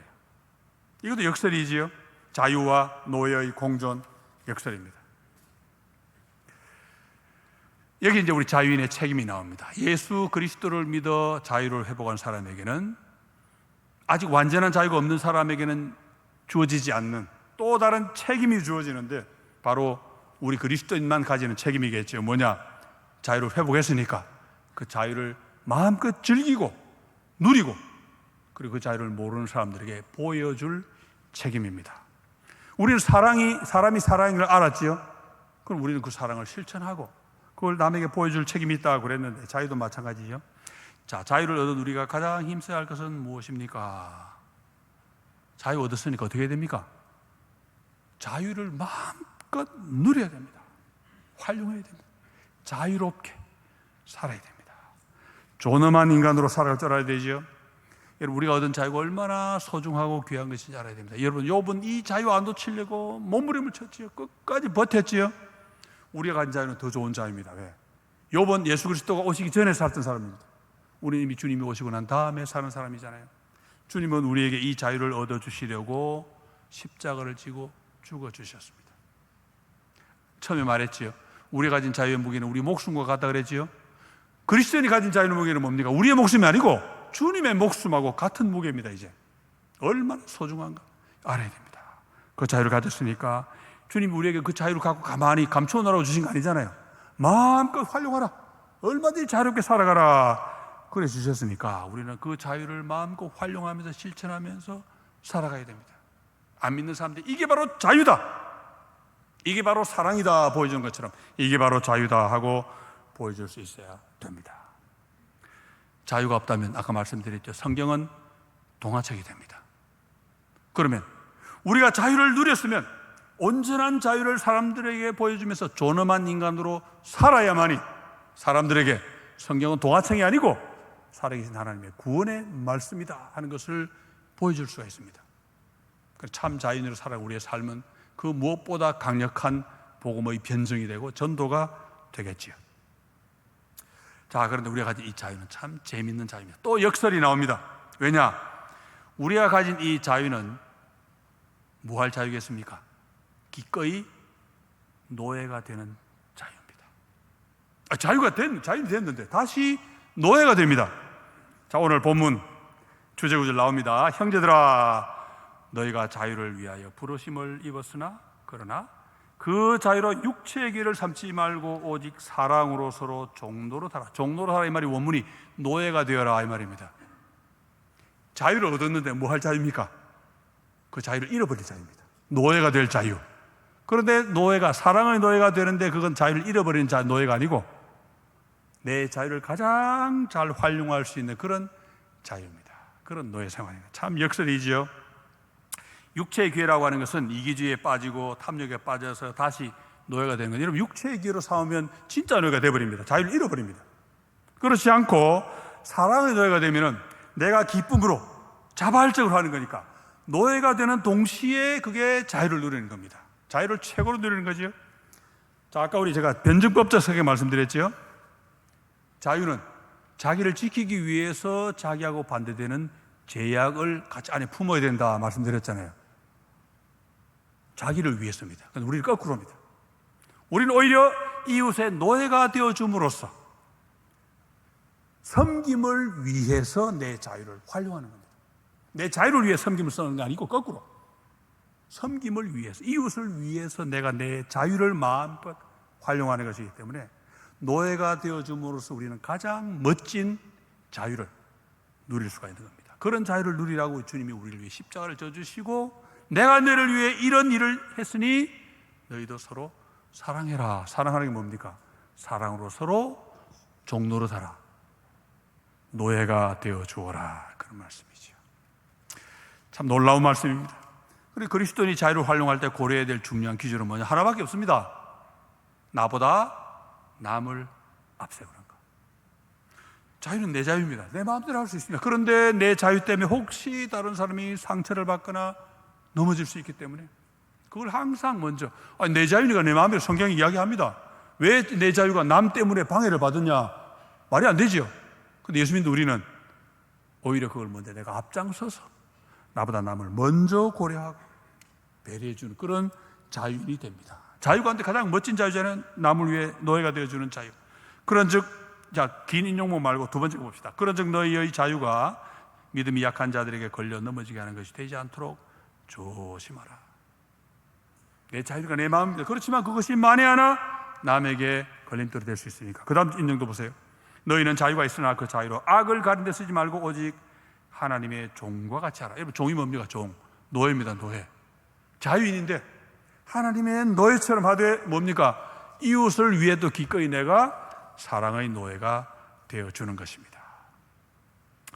그러니 자유의 노예가 된다 무슨 말이냐? 어제의 말씀까지 연결합니다. 인간은 사랑이라고 그랬지요? 인간은 자유입니다. 자유가 뭐 할 자유입니까? 이웃을 위해 노예가 되어 있는 자유인데 그 노예는 사랑의 노예입니다. 이웃에게 사랑을 베풀 수 있는 자유. 다시 말하면 성경이 말하는 선행, 착한 일. 그 선행과 착한 일이 뭡니까? 온 인류가 하나인 줄 알고 서로 돕는 것. 욥이 살았던 그런 인생을 우리도 살아가는 것이 우리의 책임이다. 그런 말씀이죠. 자, 그럼 이제 우리 교회 사명을 간단히 살펴보고 마무리합시다. 자, 참 자유를 회복한 교회는 자유를 누리지 못하고 있는 세상을 향해 어떤 책임을 갖고 있습니까? 어제 말씀드렸죠. 우리 교회는 좀 꿈이 커야 됩니다. 왜? 우리는 온 우주를 품습니다. 그리스도의 십자가는 하늘에 있는 것이나 땅에 있는 것이나 모든 것을 통일하는 그런 십자가 예수 그리스도입니다. 우리도 마찬가지로 자유를 회복한 우리에게는 책임이 있다는 것을 기억하고 그 책임이 뭐냐? 자유를 확산시킬 책임이지요. 그리고 아직도 노예 가운데 있으면서도 노예인 줄 모르는 안 믿는 사람들에게 이게 바로 자유입니다 하는 걸 보여주고 그들도 이 자유의 자리로, 이 생명의 자리로 불러들일 그런 자유겠지요. 그 인용한 로마서 8장 말씀은 지금 피조물이 인간의 죄 때문에 고통 가운데 있다고 하는 것을 보여주고 있습니다. 피조물은 지금도 하나님의 자녀들의 영광의 자유에 이르는 것이라. 피조물도 지금 자유를 바라봅니다. 근데 자기들의 자유가 아니고 뭡니까? 자유는 우리 인간만 가진 거니까. 하나님 자녀인 우리가 자유를 마음껏 얻고 활용하는 그런 때가 빨리 오기를 기대하는 것입니다. 그래야 자기들도 저주에서 해방될 수 있으니까 그렇죠. 우리는 자유를 마음껏 누려야 될 책임이 있는데 우리의 자유를 누리는 게 뭡니까?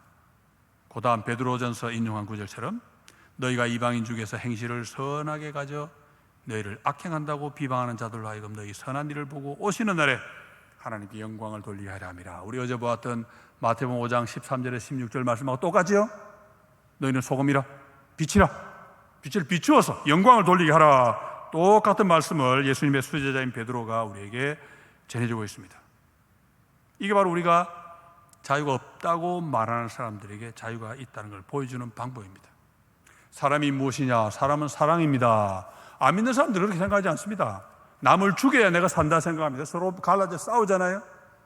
그런 가운데 교회가 이 세상에 존재하면서 서로 사랑해서 하나가 되고 그리스도의 몸이 되고 그리스도를 머리로 한 몸으로 일사불란하게 잘 살아가는 모습을 세상에 딱 보여주면서 이게 사람이지, 갈라져 싸우는 게 사람이 아닙니다. 하나 되어서 서로 사랑하는 이게 사람입니다. 우리가 할 수 있는 역할이죠. 마찬가지로 자유를 가지고 우리도, 세상 사람은 자유 모릅니다. 자유는 죄 지을 자유밖에 없어요. 그러니까 우리는 그게 아니고 이 땅의 모든 것들을 뛰어넘는 자유. 자, 아까 우리 말씀드렸죠. 이 땅에는 결정론과 자유론이 싸운다고 그랬습니다. 결정론은 뭡니까? 모든 게 물질의 지배 아래에 있고 원인과 결과에 따른다. 이 결정론입니다.